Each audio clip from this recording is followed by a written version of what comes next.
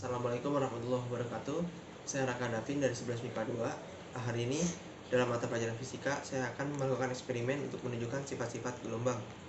Yang pertama, ke bahan-bahannya dulu. Yang ini di sini ada wadah berisi air. Bebas airnya apa aja, mau berwarna atau tidak juga terserah. Yang kedua ada wadah berisi air juga.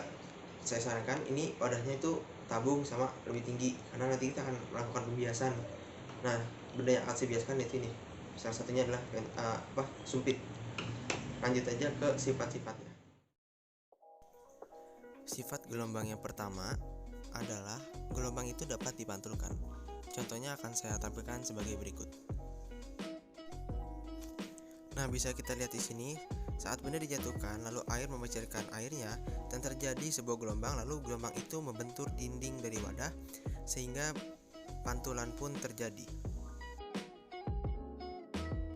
Sifat dari gelombang yang kedua adalah interferensi gelombang atau sering disebut dengan tabrakan dari gelombang. Langsung percobaannya. Di sini saya memakai 2 buah koin untuk menciptakan 2 buah gelombang. Nah, dapat dilihat di tengah-tengah terjadi tabrakan gelombang.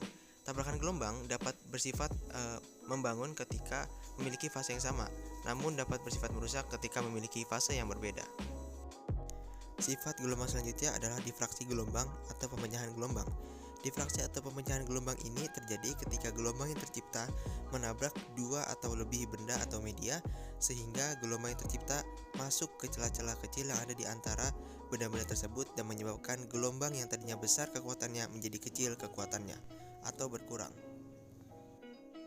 Nah, sekarang dapat kita lihat ketika gelombang tercipta, ada gelombang yang masuk ke celah-celah di antara 2 benda ini sehingga menyebabkan gelombang tersebut terpecah dan kekuatannya menjadi berkurang daripada kekuatan sebelumnya. Dan percobaan terakhir yang akan saya lakukan untuk menunjukkan sifat gelombang adalah refraksi. Refraksi itu sering disebut dengan pembiasan. Nah, ini kan lurus ya kan? Tapi setelah kita masukin ke dalam air, maka jika dilihat ini akan terlihat seperti seolah-olah patah.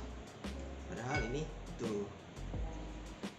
Nah, di sini dapat kita lihat sumpit yang tadinya lurus ketika dimasukkan ke dalam air, maka dia akan terlihat seperti patah.